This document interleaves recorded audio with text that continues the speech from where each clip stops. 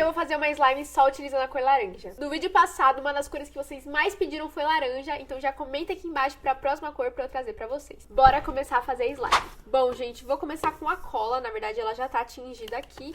E agora eu vou fazer um esquema com a espuma de barbear. Como ela é branca, eu vou colocar uma quantidade aqui que eu vou usar. E vou tingir ela de laranja. Agora é só mexer. Espuma de barbear finalizada. Agora vamos colocar aqui na nossa slime. Bom, o próximo ingrediente que eu vou colocar já vai ser o ativador. E olha só como que ele tá, gente. Agora é hora de jogar tudo na mesa e terminar de ativar. Slime finalizada e a cor dela ficou assim, uma gracinha, né? E agora a gente vai decorar nosso slime. Vou começar colocando glitter laranja e esse glitter aqui, ele é muito lindo. Próxima coisa que eu vou colocar é as laranjinhas dessa paleta aqui.